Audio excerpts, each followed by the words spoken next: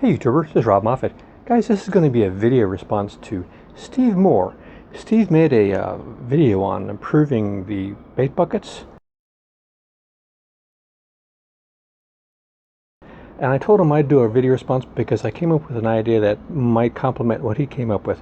His idea was when you have a bait bucket, when the bait's inside the bucket, there's no holes on the side or the bottom, so the water's not circulating very well, and the bait, when they're crowded, don't get oxygen, they die. So he drilled a bunch of holes in his bait bucket, then purchased rubber plugs. I told him I had a different idea, and I was going to do it, and I got everything ready to make it, and now I can't find my bait bucket. And I had everything ready, out on the table, ready to actually begin production here, and I can't find the freaking, I think I let somebody borrow it. But anyway, you know what, go ahead and make the video, and people, that way at least they can know about Steve's channel. He's got a very good fishing channel called Kayak Hacks, but he also comes up with lots of inventions, which is wonderful to watch. And he's a very knowledgeable fisherman, and he has several books out on fishing too. So I'm going to leave a link to his channel. But anyway, Steve purchased plugs for holes on the side, but I thought it'd be much more efficient if the holes were in the bottom. But then the plugs on the bottom would be interfering with the bait bucket sitting down flat. So what I decided to do was, instead of buying plugs, just taking milk cartons or juice cartons and cutting the little spouts off, and then drilling a hole that's the size of the spout in the bottom of the bait bucket using a step drill, and then sealing it with at first I was thinking maybe to use silicone, but in my experience, sealing this type of plastic is the same type of plastic used in the bait buckets. It's high density polyethylene, and silicone sealant really doesn't stick very well to this at all. Also 3M 5200 doesn't either. I would use, believe it or not, I've had good luck with just plain old hot glue. Also, you could try shoe goop. I think I have some here. You could try this, the shoe goop. But I used to make or manufacture underwater video camera housings, and it was difficult to find stuff that would attach to the plastic on the inside. And I actually used the hot glue guns to attach pieces of metal to the inside of the plastic pipe.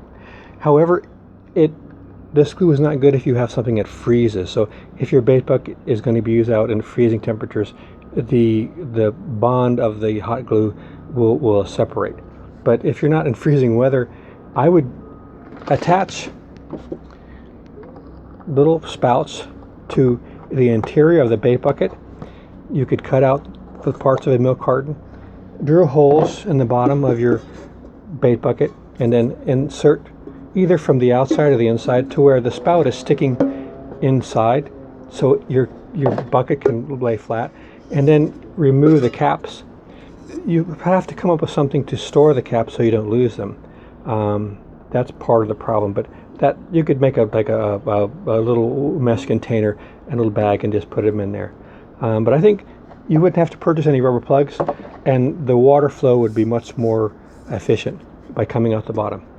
So that was my idea for Steve, my video response. He has an excellent idea. Also, his talking about bait buckets has got me thinking about actually coming up with a design of making a bait bucket. You can buy them for $8, but I think I have an idea for one that'd be a very good bait bucket, better than one you can buy.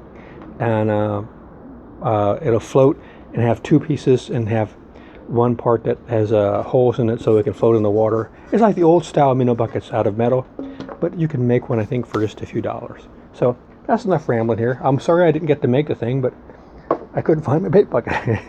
And nowadays with the COVID, I don't like going to the stores. I go like once a month. So guys, check out Steve's channel.